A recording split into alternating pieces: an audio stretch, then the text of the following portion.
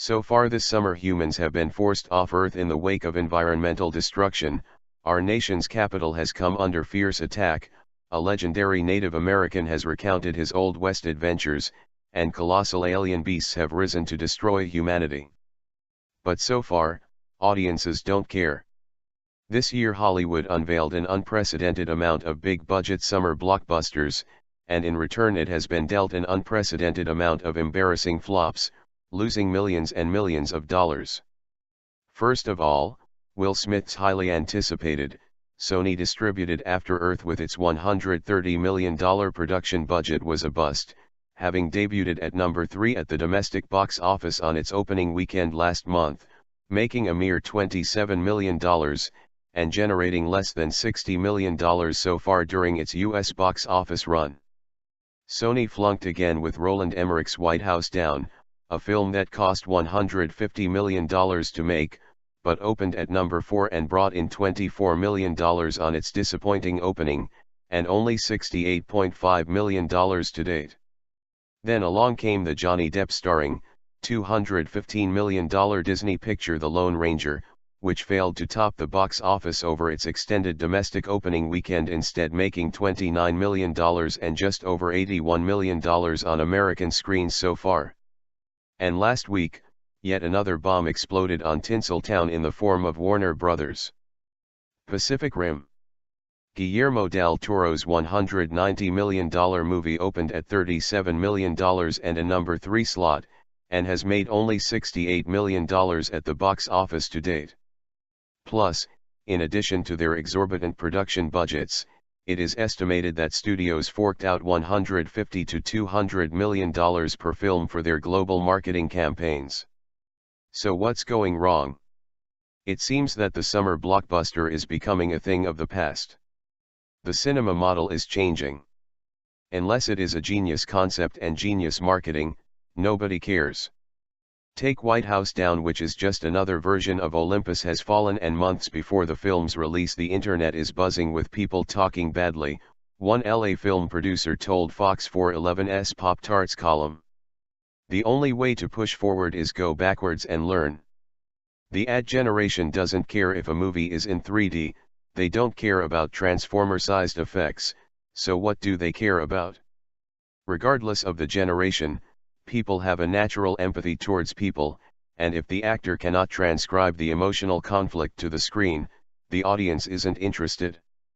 Some experts and analysts anticipate that collectively studios will write up hundreds of millions, heading toward the billion-dollar mark, in losses from these summer disasters.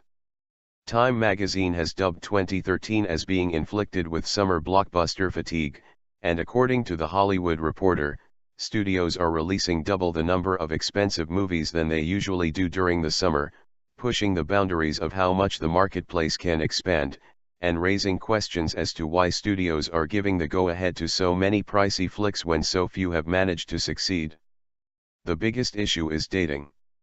You had too many $100 million plus movies, not to mention $200 million plus movies, jammed on top of each other, a studio executive told the entertainment industry publication. There isn't enough playtime, and the result has been more movies that wipe out. However, other industry experts argue that it is not the timing or the overcrowded schedule that has made it hard for films to earn big bucks, but rather that studios opted for expensive special effects and fancy filmmaking over engaging storylines. One industry insider observed that all 4 aforementioned money losers were characterized by muddy stories, and characters nobody cares about, inlaid with amazing effects. That's it, continued the source. The end. Producer Madison Jones of the production company De Passé Jones concurred, although he insisted that the summer blockbuster concept hasn't been detonated for good. It's not the budget audiences are attracted to, it is the content. The films were not that good. They all feel like formulas we have seen before, just presented with robots, cowboys and Indians, special forces, or in the future. They don't feel fresh, he said. But the summer blockbuster category will be with us for some time. If one of them hits, it pays for the risk. Studios have formulas that have worked for years that keep them in business. Yet Paul Durgarabedian, president of the box office division of Hollywood.com, pointed out that the irony in all these losses is that the summer box office to date is actually running ahead of 2010, 2011 and 2012 when it comes to profits, making 10% more than last year. Most problematic is a string of high-profile, big-budget, and notably, non-sequel, underperformers which have given the perception that Hollywood is failing right now. While the hits have actually outweighed the flops this summer, the industry cannot afford literally and figuratively to have this many failures in a row, he explained.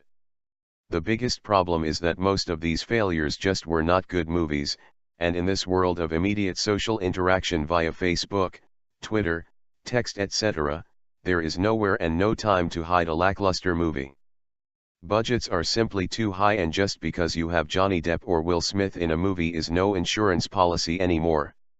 And while American audiences have clearly shown their apathy towards these heavily marketed but perhaps less than enticing tentpole productions, studios can still hold out hope of making ends meet through international box offices and future DVD and download revenue.